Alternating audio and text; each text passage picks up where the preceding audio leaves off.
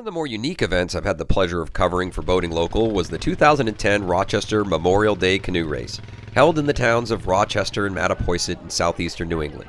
The race, which started in the 1930s, is held each Memorial Day on the Mattapoisett River, which flows from Sniptuit Pond to Buzzards Bay.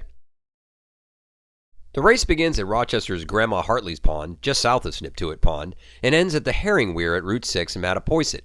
The 11-mile course winds through old bogs, woods, meadows, and under low bridges, and is so narrow in some spots that a person could jump across the river.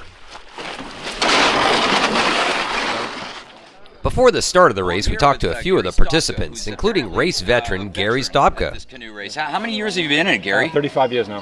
35 years. Wow, that's a long time. How many times have you won it? Never. Never. Second 3 times. Is this going to be the year? I hope so. Yeah. So, what's the secret? What's the secret to practice? Practice. Yeah. How about getting out of the gate here? I mean, you get across the pond. What do you? What do you? Just want to get a good pace going. Get a good rhythm. Mm-hmm. Set your sights if you're catching a boat. Try to set a nice pace to catch them and pass them. Right. So it gets pretty competitive out there. Yes, it does. Yeah. Any shenanigans going on behind the scenes that the camera wouldn't see? You know? It's pretty honest out there. That's good. That's good. Good fair competition. Yes, it is. Very good. Now you were mentioning that the water level is unusually low this year. Yes. What does that do to the race? It's going to make it a lot longer. Mm-hmm. It's going to put a big advantage to the people that are light because they'll be able to go over the low areas easier. And it's going to make a lot longer race. And these guys are the real pros. We also spoke with the winners of the 2009 event, Paul Mildy and Peter McGregor. What is it like once you guys get beyond all the crowds here and you get into the thick of the race? How long does it take you to kind of settle into a routine? Not too long, a few turns, 5 or 6 turns. Yeah. You get settled down and you know what you got to do. The river doesn't look like this. It's narrow and twisty, and it's just completely different than these bogs. Yeah, and now you got some low water to contend with today, right? It's narrower and twistier. You're going to have to do a lot of leg work, a lot of running with this. No, but you horse around all the corners, and you got to get the boat started again. It tends to stop on the corners. That's why they have the huge paddles too. Oh, I see that. You're always accelerating the boat from the near stops. Now, how often do you guys practice together on the river? 3 times a week for a couple months. Really? Maybe. Wow. 16 times this year. Yeah. So so practice is the key, right? Just like. As the start time approached, the road along the pond filled with spectators and racers preparing their canoes and gear. The canoes used in the race are known as Mattapoisett River Racers. They're usually 12 feet long and feature a flat bottom and shallow draft for negotiating the river's skinny water and tight turns.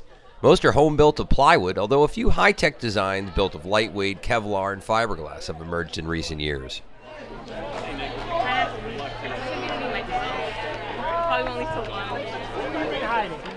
At 8 o'clock, Mildy and McGregor maneuvered their canoe into position. 1, go! And at the crack of the sounding pistol, the 2010 race was on.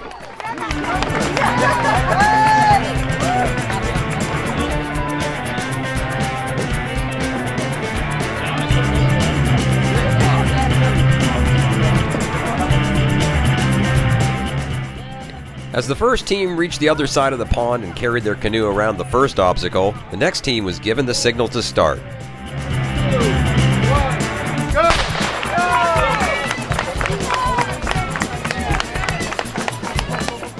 The process was repeated over the next hour and a half as a new team launched every minute.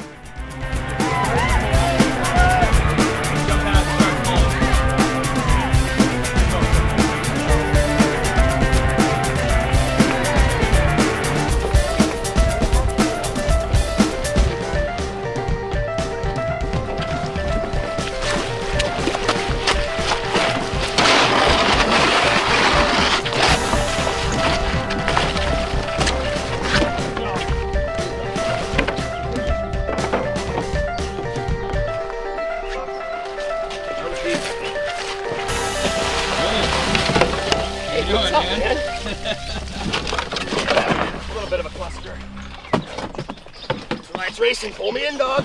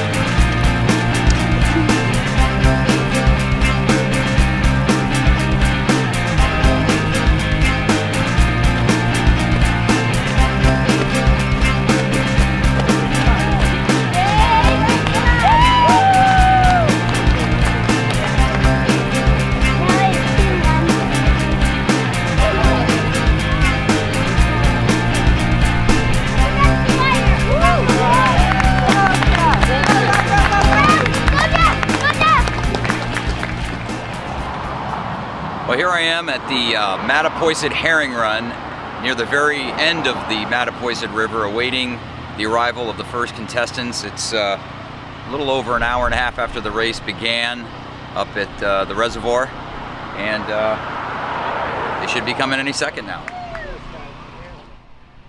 Well, that prediction proved way off, as it took the first racers a little over 2 hours to complete the course due to the low water conditions.